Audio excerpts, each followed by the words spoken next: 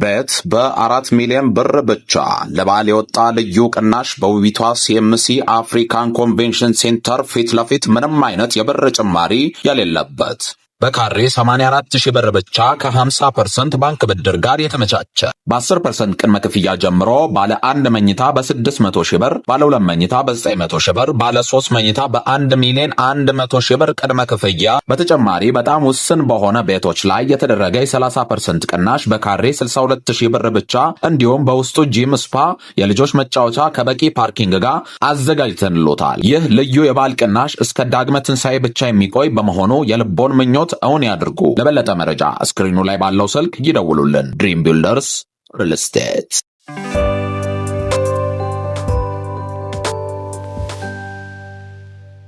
ለኔ ብዙ ጊዜ ኢትዮጵያ ውስጥ የተለየ የህዝብ ጥያቄ አለ ብያለሁ። የአብዛኛው ህዝብ ጥያቄ የሚገባኝን ኖሮ በሰላም ኖር ዘንድ ይፈቀድልኝ ነው። አብዛኛው ጥያቄ በሰላም ወጥቼ ልግባ፣ በሰላም ልስራ ምናምን የሚለው በዚህ ፓኬጅ ውስጥ ነው የሚገባው። በቃ በሰላም የሚገባኝን ኖሮ ልኑር። ብዙ ሰው የኦሮሞ ህዝብ ጥያቄ ተብሎ የኦሮሞ ህዝብ እንደተጠየቀ አድርጎ የኦሮሞ ህዝብ ጽፎ ዘርዝሮ ይሄ ነው ጥያቄ ብሎ አሳልፎ እንደሰጣ አድርጎ የሚቀርብ ነገር አለ። ብዙም ውሃ የሚያነሳ አይመስለኝም ለኔ። ኦልሬዲ የወለጋ ገበሬ ከጎጃም ገበሬ የተለየ ችግር አለበት ብያለሁ። የጎጃም ገበሬ ከጎንደር እንዳልተለየ ሁሉ ከአርሲም ይለያል ብያለሁ በችግር ደረጃ። ስለዚህ ህዝባችን አብዛኛው ህዝባችን ተመሳሳይ ችግር ነው ያለው። ስለዚህ የትኛውን የኦሮሞ ህዝብ ጥያቄ ነው ይሄ መንግስት የፈታው? አዎ ስፔሲፊካሊ ኦሮሞ የሚያነሳቸው ጥቂት ጥያቄዎች አሉ። በተደጋጋሚ በኦሮሞ ፖለቲካ ውስጥ የሚነሱ ጥያቄዎች የአዲስ አበባ የባለቤትነት ጥያቄ፣ በነፃነት ክልሉን የማስተዳደር ጥያቄ፣ በቋንቋው የመማር ጥያቄ፣ እነዚህ መሰረታዊ የምትላቸው የተወሰኑ ጥያቄዎች አሉ፣ የመብት ጥያቄዎች። እነዚህ ጥያቄዎች በምን አይነት መልኩ እንዲመለስ ነው የኦሮሞ ህዝብ የሚፈልገው ነው። የኦሮሞ ህዝብ ለኔ የአዲስ አበባ የባለቤትነት ጥያቄ እኔም እንደማንኛውም ኦሮሞ ጥያቄው አለኝ። እንዲመለስ የምፈልገው ግን በህጋዊ መንገድ ነው። ህግና ስርዓትን በተከተለ መንገድ ነው እንዲመለስ የምፈልገው እንጂ ትላንትና በፖለቲካ ውሳኔ ስለሄደ ዛሬ በፖለቲካ ውሳኔ ቀኑ የኛ ነውና አንድ የኬንያ ጻፊ ያለች ኢትስ አወር ተርን ቱ ኢት የሚል መጽሐፍ አላት። በወረፋ መብላት አይነት ነገር ይሆናል። ስለዚህ ዛሬ አንተ መንግስት ስልጣን ላይ ባልነበርክበት ጊዜ የተነጠቀውን እኔ መንግስት ስልጣን ላይ ወጥቻለሁና ዛሬ ልንጠቀው ከተባልክ ነገ እየጻፍክ ያለው ህግ ምንድነው? ነገ ስልጣን ላይ የሚመጣው አካል አንተ የነጠቀውን ነገር መልሶ ይነጥቃል ማለት ነው። ይሄን ህግ እየጻፍክ ነው። ስለዚህ የተሻለው መንገድ ህጋዊ ስርዓቱን ጠብቀህ ጥያቄዎችን መመለስ፣ ህጋዊ ጥያቄዎች። ምክንያቱም የኦሮሞ ህዝብ ብቻ አይደለም አዲስ አበባ ላይ ጥያቄ ያለው፣ ሌሎችም ጥያቄ የሚያነሱ አሉ። ጥያቄውን በህጋዊ መንገድ የምትፈታው ለሌሎችም ጥያቄ መልስ መሆን እንዲችል አድርገህ ነው። መከራከር ማጨቃጨቅ ሊቻል ይችላል። ግን አብዛኛው ለምንድን ነው አዲስ አበባ ላይ ይሄ ጥያቄ የተበራከተው? አዲስ አበባ ምን ስለሆነች? ስለዚህ ከተሞችን በዛ ደረጃ ማልማት ከቻልክ አዲስ አበባ ላይ የሚነሱ ጥያቄዎች ወደ ከተሞች ይበተናሉ። ስለዚህ ለኔ የኦሮሞ ህዝብ ጥያቄ እየተመለሰ ነው ወይ ከተባለ አዎ፣ እንደማንኛውም ኢትዮጵያዊ እየተሰሩ ያሉ ስራዎች፣ እየተሰሩ ያሉ የልማት እንቅስቃሴዎች የኦሮሞን ህዝብ እየጠቀሙ ስለሆነ ይጠቅሙታል። እንደ ጀነራል እየተመለሰ ስለሆነ ጥያቄዎቹ ለመመለስ ፍላጎት ያለው መንግስት አለ ወይ ከተባለ አዎ አለ። የኦሮሞን ኢንተረስት ብቻ ሳይሆን የአማራውንም ኢንተረስት፣ የትግሬውንም፣ የሁሉንም ኢንተረስት የመመለስ ፍላጎት ያለው መንግስት አለ። ጥያቄዎቹን የመመለስ ጥያቄዎቹን ከመመለስ በፊት ግን መጀመሪያ ጥያቄዎቹ የሚነሳበትን ሀገር ማስተካከል ይቀድማል። ምክንያቱም ሀገሩ ሲኖር አይደል? ለምሳሌ ባለ ጭንቅላት ላይ ነው ሸብም ኮፍያ ጣል የሚደረገው ይባላል። ጭንቅላቱ ከሌለ ኮፍያው ጥቅም የለውም። ስለዚህ የኦሮሞ ጥያቄ በኢትዮጵያ ውስጥ ከሆነ፣ የአማራ ጥያቄ በኢትዮጵያ ውስጥ ከሆነ መጀመሪያ ጥያቄው ያለበትን ቋት ማስተካከል ያስፈልጋል። በሪፈረንደም ነው ችግር የሚፈታው ብሎ የሚያምን ሰው ካለ ሪፈረንደሙን መሸከም የሚችል የሪፈረንደሙን አውትካም መቀበል የሚችል ፖለቲካል ኮሚኒቲ መፍጠር ላይ ቅድሚያ መስራት አለበት እንጂ ዝም ብለህ ዛሬ ተነስተህ ባንዲራው አልተመቸኝም፣ ህገ መንግስቱ አልተመቸኝም፣ ይሄ አልተመቸኝም ስላልክ ህገ መንግስቱ ይቀደድ፣ ባንዲራው ይቀደድ፣ እንደዚህ ይደረግ ስላልክ አይሆንም። ሊሆን የሚችለው ህጋዊ ስርዓቱን ጠብቀ። ምክንያቱም ለምንድን ነው ህገ መንግስቱን ያልተቀበልነው? ህገ መንግስቱን አንቀበልም እንላለን። ለምን ነው የማንቀበለው? ማንቀበለው እኮ አልተወከልንም፣ አልተወያየንበትም ነው አይደል? ስለዚህ አንተ ሳትወከል ሳትወያይ ለምን ነው ቀደምትለው? የተሻለው አማራጭ ተነጋገርበት፣ ተወያይበት፣ ባንዲራውን በንግግር በውይይት ቀይረው፣ ህገ መንግስቱን በውይይት በድርድር ቀይረው፣ ሀገረ መንግስቱን ወይም ደግሞ መንግስታዊ ስርዓቱን በውይይት በድርድር ቀይረው፣ ዴን አደ ኢንድ ጥያቄው አይመጣም። አልተወከልኩም አልተነጋገርኩበትም የሚል ጥያቄ አይበጣም። አዎ ከ1991 ወይም ደግሞ ከ1983 ለምሳሌ 87 አካባቢ ነው አይደል ህገ መንግስቱ የጸደቀው። ከ1987 በኋላ የተወለደውን ትውልድ ዛሬ እንቁጠረው ብንል 31 ዓመቱ ማለት ነው። ስንት ፐርሰንት ይሆናል ከ31 ዓመት በላይ ያለው የኢትዮጵያ ህዝብ? አብዛኛው የኢትዮጵያ ህዝብ እኮ 31 አካባቢ ነው አይደል? ስለዚህ ይሄ አብዛኛው የኢትዮጵያ ህዝብ የዚህ ህገ መንግስት ውጤት ነው።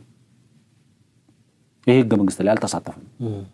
ስለዚህ ህገ መንግስቱ በተወሰነ ደረጃ ትውልዱን በሚዋጅ ወቅቱን በሚዋጅ ጊዜውን በሚዋጅ ደረጃ ተነጋግረ የተወሰኑ ነገሮችን ማስተካከል ያስፈልጋል።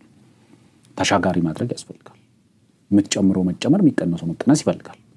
ባንዲራው ላይ ማንግባባ ከሆነ የተለያዩ አማራጮች አቅርቦ መነጋገር ያስፈልጋል። ግን ዛሬውን ለኔ የሚመች ስርዓት ስላለ ዛሬውን ሁሉ የኦሮሞ ጥያቄ ይመለስ ከተባለ ሀገሩ ማከር አይሆንም። ምክንያቱም አሁን በስልጣን ላይ ያሉ ሰዎች የኦሮሞን ህዝብ ጥያቄ ብቻ ለመመለስ ስልጣን ላይ የተቀመጡ ሰዎች አይደሉም።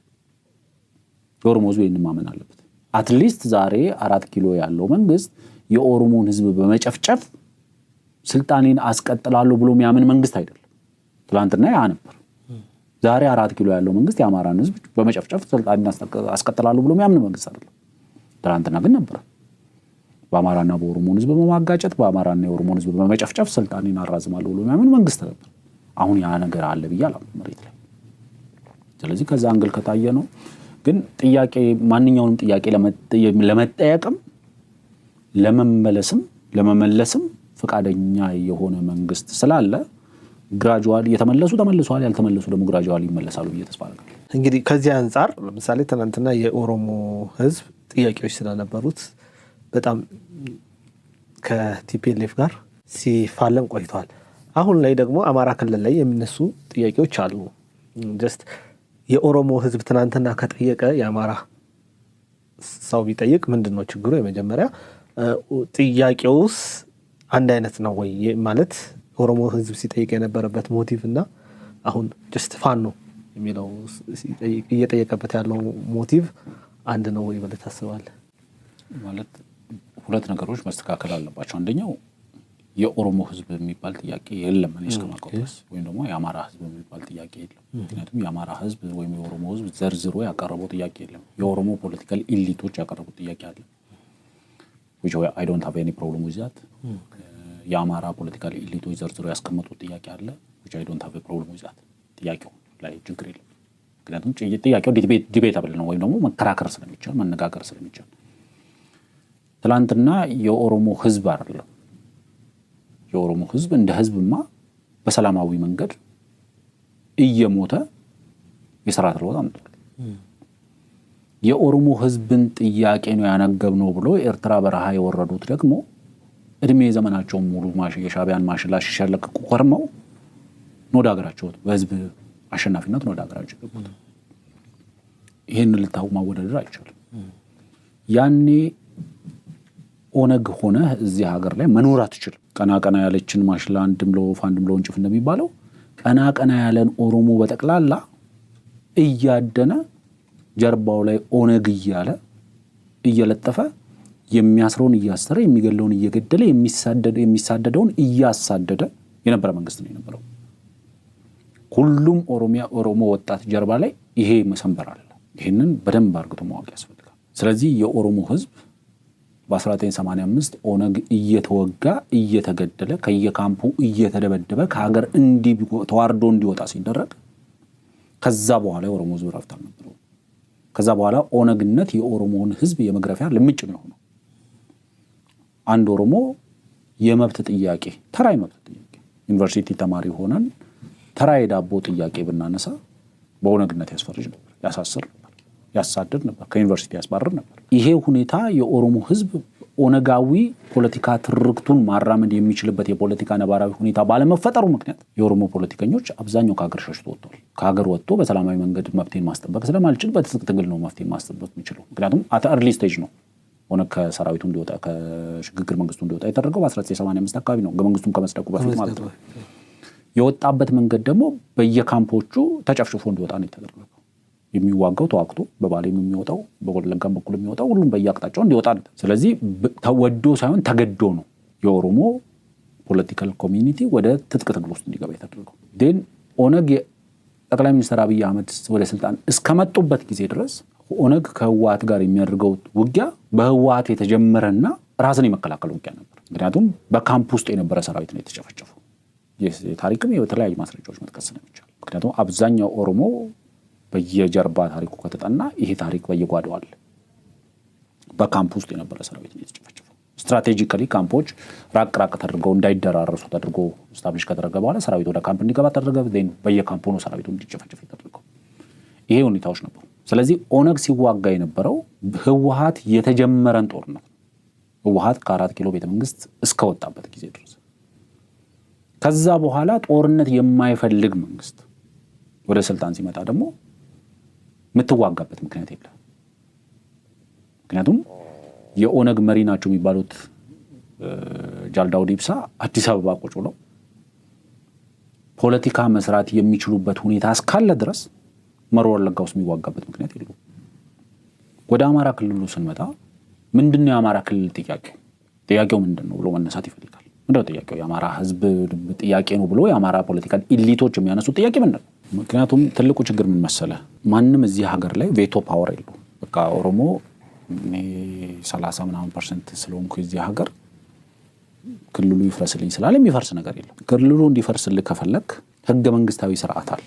ባንዲራው እንዲቀየርልህ ከፈለክ ህገ መንግስታዊ ያካሄዳል። አስተዳደራዊ ስርዓቱ እንዲቀየር ከፈለክ ህገ መንግስቱ የሚፈቅድልህ ያካሄዳል። በጠቅላይ ሚኒስትር አብይና በመንግስታቸው ቀጭን ደብዳቤ የሚቀየር ባንዲራ የለም እዚህ ሀገር ላይ። የሚቀየር ህገ መንግስት የለም እዚህ ሀገር ላይ። ምክንያቱም አብዛኛው ሰው ከጠቅላይ ሚኒስትሩ እሱን ኤክስፔክት ስለሚያደርገው ነው። ጠቅላይ ሚኒስትሩ ህገ መንግስቱን ይቀይርልናል ብለን ተስፋ አድርገን ነበር። ማን ስለሆነ ነው ጠቅላይ ሚኒስትሩ በጠቅላይ ሚኒስትር ደብዳቤ ህገ መንግስት የሚቀየረው? ስለማይፈልጉ አይደለም፣ ስለማይችሉ ነው። ጠቅላይ ሚኒስትሩ የክልሎች አወቃቀርን በደብዳቤ መሰረዝ የሚችል የሚመስለው ሰው አለ። አይችልም ማለት ከዚህ እውነታ ጋር መታረቅ ያስፈልጋል። ይሄንን ካደረገው ትክክልም ቢሆን ስህተት ነው። ምክንያቱም በህግና ምሎ የተቀበለው ስልጣን በህገ መንግስቱ መሰረት ሀገር ለማስተዳደር ህገ መንግስታዊ ሂደቱን ተከትሎ ግን መስተካከል ይችላል። አንደኛው የአማራ ፖለቲካ ሊቃን ጋር የማየው ነገር የሌሎች የራስ ክልል ላይ ውሳኔ መወሰን ትችላል።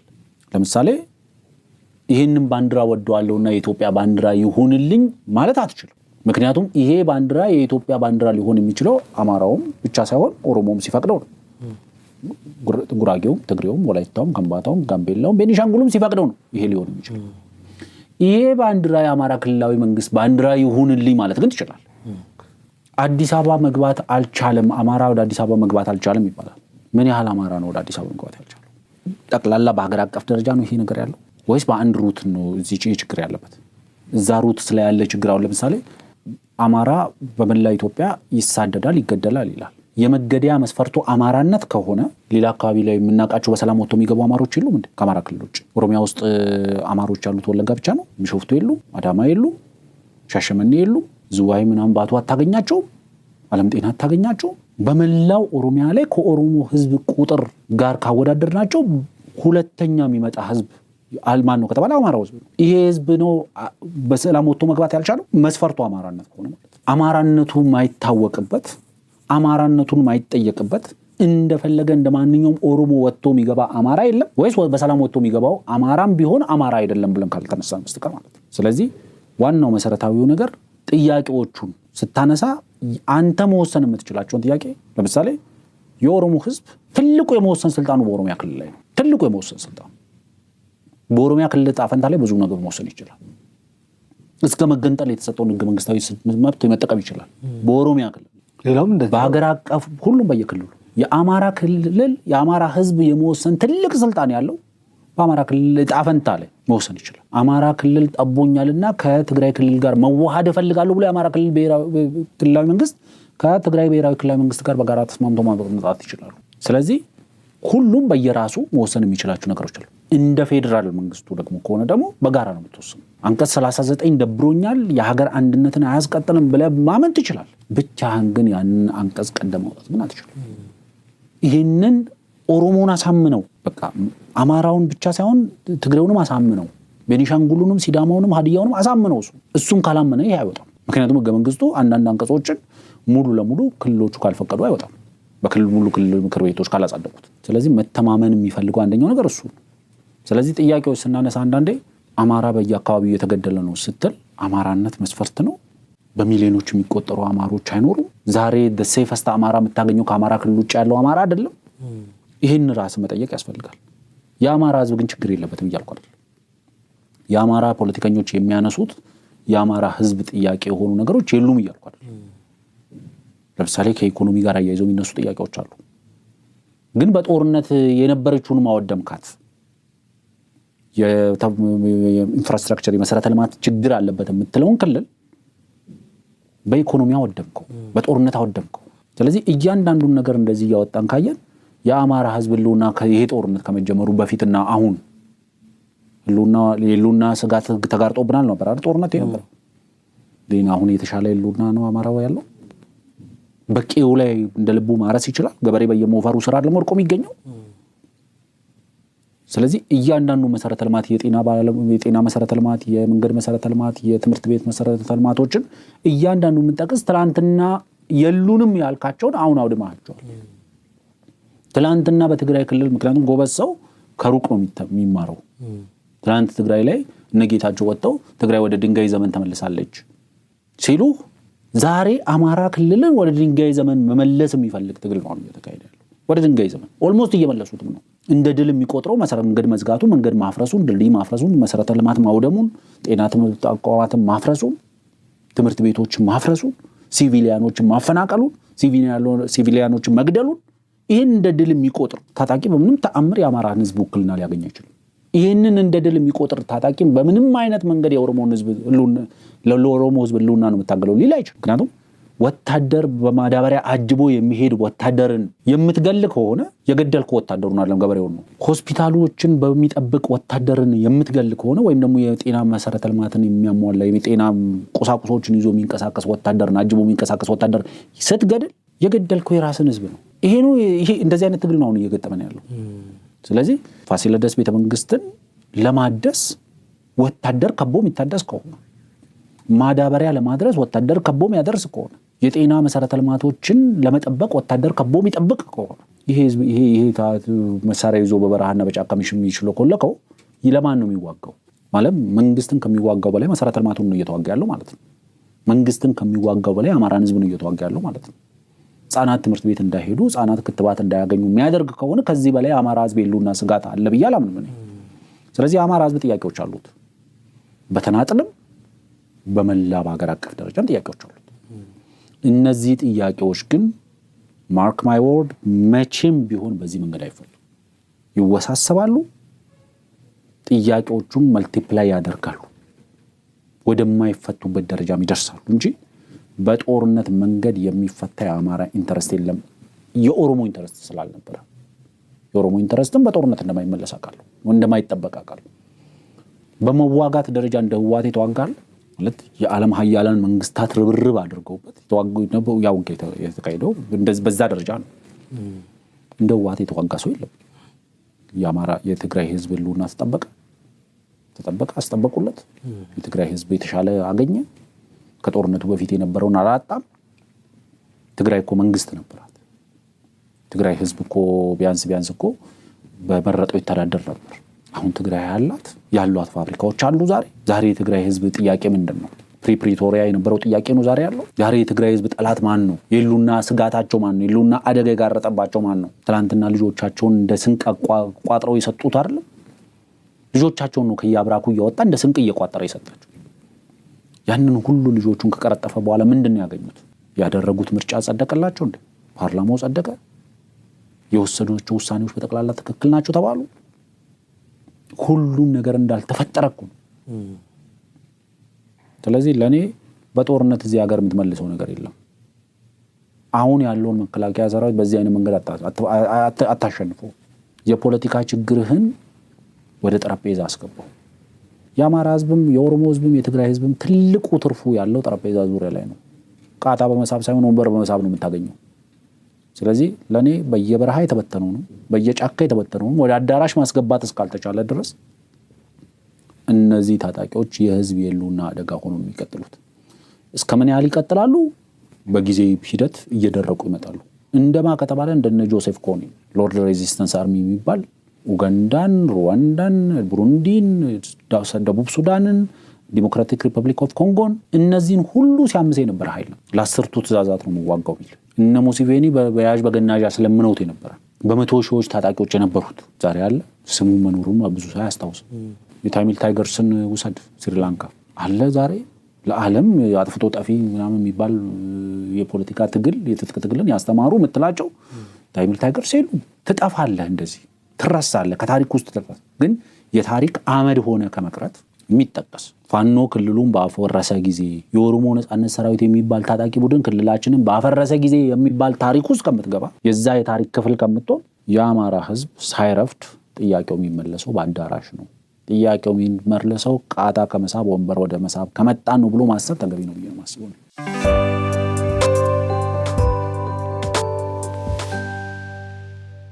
አስደሳች ዜና ለዩቲዩበሮችና ለቲክቶክ ላይቭ ስትሪመሮች እንዲሁም ለፖድካስት አዘጋጆች የዩቲዩብ ቻናል ወይም ቲክቶክ ለመጀመር አስበው ምቹ ስፍራና ዘመናዊ ማቴሪያል ማግኘት ጭንቅ ሆኖቦታል? እንግዲያውስ መሃል ሚዲያ ስቱዲዮ ያለምንም ራስ ምታት ሀሳቡን ለዓለም የሚያካፍሉበትን የተሟላ መፍትሄ ይዞሎት መጥቷል። ባለን ዘመናዊ ስቱዲዮና የሰለጠኑ ባለሙያዎች ጭንቀቱን እናራግፋለን። ካሜራ፣ መብራት፣ ማይክሮፎን እንዲሁም ኤዲቲንግ አስጨንቆታል? ቀረጻውን፣ ማራኪውን የቪዲዮ ሽፋን ወይም ተምኔል እንዲሁም የድምጽ ማስተካከያ እኛ በከፍተኛ ጥራት ሰርተን ዝግጁ እናደርግሎታለን። እርስዎ ሐሳቡን ብቻ ያካፍሉ። ለድርጅቶ፣ ለጥናቶ ወይም ለቢዝነሶ ጥልቅ መረጃዎችን ወደ ማራኪ ቪዲዮ ትንታኔ መቀየር ይፈልጋሉ? የተወሳሰቡ መረጃዎችን በሚገባ ተንትነን በግራፊክስ አዋስተን ፕሮፌሽናል አጭር ዶክመንተሪ እናዘጋጅሎታለን። ዘመናዊ ካሜራዎች፣ ማይኮችና ድምጽ በማያስተጋባ ሳውንድ ፕሩፍ በሆነው ምቹ ስቱዲዮአችን በሰዓት ተከራይተው ምርጥ ስራ ይስሩ። ለግማሽ ቀን ወይም ለረጅም ሰዓት ለሚከራዩ ልዩ ቅናሽ እናደርጋለን። መሃል ሚዲያ ስቱዲዮ ለምን ይመርጣሉ? ጊዜውን ይቆጥባሉ። ምንም አይነት የዕቃ ግዢ ወጪ አይጠበቅቦትም። ከፍተኛ የምስልና የድምጽ ጥራት ያገኛሉ። ማንኛውንም የሚዲያ ስራ በአነስተኛ ዋጋ እንዲሁም በከፍተኛ ጥራት ለማሰራት አሁኑኑ ያነጋግሩን። አድራሻ መሃል 4 ኪሎ መሃል ሚዲያ ስቱዲዮ። ሐሳቡን ወደ ተጽዕኖ ፈጣሪነት እንቀይራለን።